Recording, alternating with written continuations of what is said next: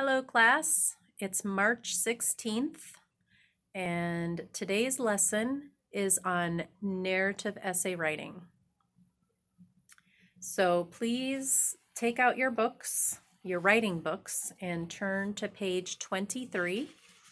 Today I will try and cover page 23 to 29. Those are the pages.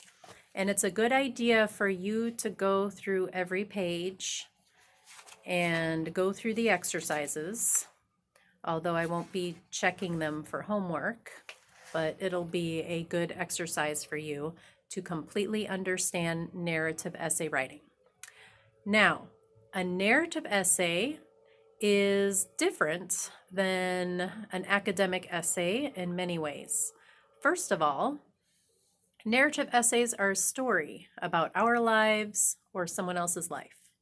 Okay, so you can think of an interesting story from your life. For example, your first day at school. Okay, so that'll be our example for this lesson. Your first day at school in the United States. Okay, maybe high school. All right, but first of all, let's turn to page 23. Looks like this. Page 23 in your books. And there's a picture of two little girls in ballet costumes on the page. And it's chapter 2, narrative essay. Now, a good story always has a beginning, a middle, and an end. So if you look at this picture of the two ballerinas, we can see that that they're looking into a window and they have their ballet clothes on.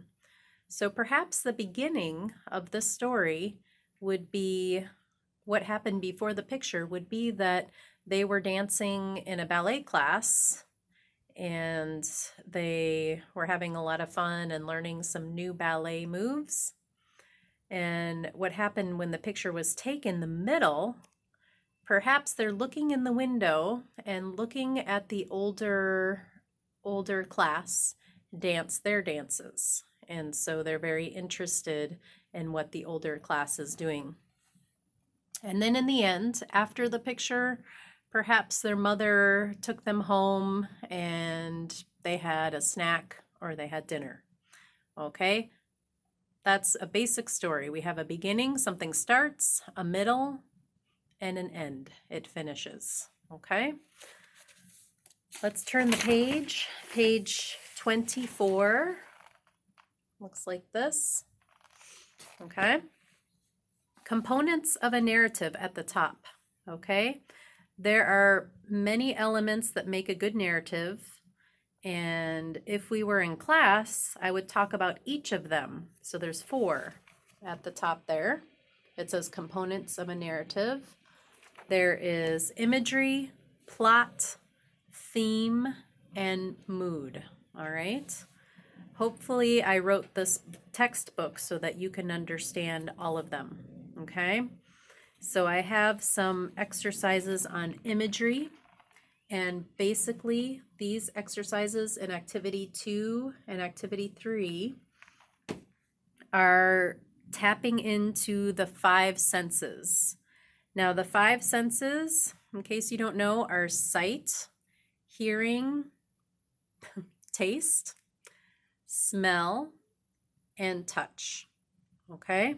So if you write on these 5 blanks, sight, I wish I could point and do this at the same time. You write on, okay, I can't do it. Okay, for 1, you already, the example is sight, and then for 1, 2, 3, 4, you would write hearing, taste, smell, and touch. Okay, and then if we're then you can describe something with those senses. All right, the other important thing in activity 3 is descriptive adjectives. Those are very important for a narrative essay. So if you can see in the example, it says sunset, majestic, colorful, peaceful. Those are all descriptive adjectives. Okay. So you can write descriptive adjectives for that. on page 25, there we have the sunset. Then you're going to write some sentences, okay, using the examples. All right, this is just an exercise to get you to use descriptive adjectives and sensory detail, okay, because these are very important aspects of a narrative essay. Okay, the next important thing that I have in the book is the plot, page 26. Okay, it says plot in the middle of the page, page 26. Okay, so plot is very important. So on page 27, you will see a plot diagram. Okay, so we're on page 26, 27. Okay, so read about plot here, and I think you'll get a general idea of what it is. But let's talk about page 27, and we'll talk about the plot diagram. And we have five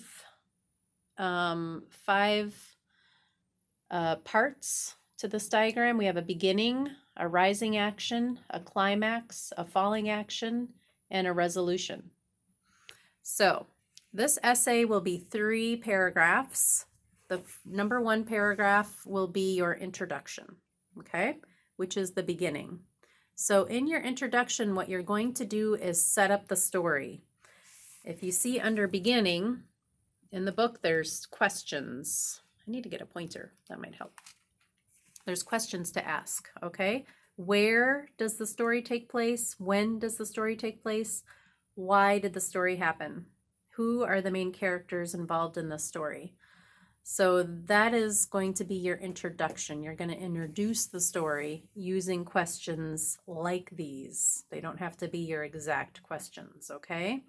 So let's say we're writing a story about your first day at school in the United States, okay? So beginning, okay, where does the story take place? Well, it takes place in your town or city in New Jersey, and you can talk a little bit about that. When does the story take place? The year or how old you were in the story. And then why did the story happen? Okay, why were you in the United States? Why were you going to school for the first time here? Okay, and then who are the main characters involved in the story? So you might mention your family. Here you might mention a good friend that you met on your first day of school for that question. Okay, and that would be kind of your introduction. Then we have rising action, and rising action is when things become more exciting, okay? So it's not just the mundane everyday, we're actually getting something exciting here. So for example, your first day at school, getting to school, okay? That's the first challenge, right? Maybe your first day of school, you took a bus, maybe you walked, maybe a family member drove you, but you can think about how you were feeling on the first day of school. You were nervous, you were excited. I don't know what other feelings you might have had, but that's kind of the rising action, okay?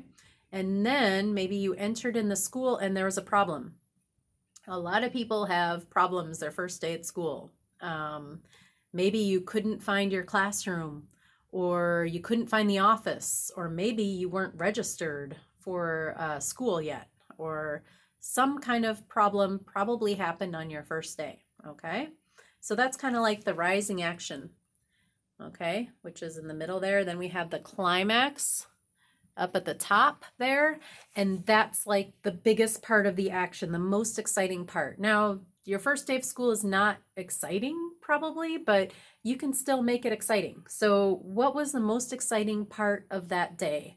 So maybe you're lost, you're confused, you don't know where you're going in your class, and then all of a sudden someone helps you and you feel so relieved and so happy that you know where you're going now. Somebody in the office maybe speaks Spanish and helps you get to your class, okay? That's kind of the climax. And then the falling action. Then the rest of the day, you're okay, you're in your class, people are helping you, you find a friend that speaks Spanish, maybe, that can help you, that has been there longer than you. And then we have the resolution at the end there. Okay, at the bottom. Now the resolution is the end of the story, and this will be your conclusion of your paragraph, or sorry, your essay. It is good to answer the following questions. So I put some resolution questions down there, okay, at the bottom. And it's basically, what did you learn from the experience? Did you have a moral of a story? What was the result? Okay, so maybe for your first day of school, you learned how to get around to all your classes, and the result was, you know, it was really confusing, but you learned, and actually in the end, you graduated, so you did a good job. Okay, so that would be your resolution for your first day of school. Now, of course, our essay assignment will not be about your first day of school. It will actually be about a family member, okay? So anyway, so that is the plot diagram. Now I'm going to turn to page 28. Okay, so just read through page 28. Okay, about theme and mood right there. And then I do want to talk about the pre-writing, okay, because this is your assignment for Wednesday, right here, the pre-writing. And this is on page 29, if you can see it. Hopefully this isn't backwards. It might be backwards. Anyway, so for the pre-writing, you're going to write a story about a family member eventually. For now, all you need to do is create some questions and write the answers to the questions, okay? So think of a family member. Maybe it's your mother, your father, your grandma, your grandpa. Maybe it's a brother or sister. Think of an interesting story from their life. And for example, maybe how they met and got married. Maybe it's an example. Another example is maybe it's your brother's first day of school, okay? Or maybe an embarrassing moment. Those are kind of fun to talk about. And if you want a good example of an embarrassing moment story, it is in the book. It's page 37. It's our first example essay. Looks like this. And it says Jose's senior trip. Okay. You can read through that essay. It's kind of an embarrassing story. And your essay can look a little bit like that if you want. Okay. So these are example questions. You don't have to use those questions. They're just good questions that previous students have created. And so you're going to write the questions you think fit the scenario. And then you're going to ask your family member the questions and write their answers. Okay. Now all of this will be turned in to turnitin.com. Okay. So everything will have to be typed. You can't handwrite. Okay.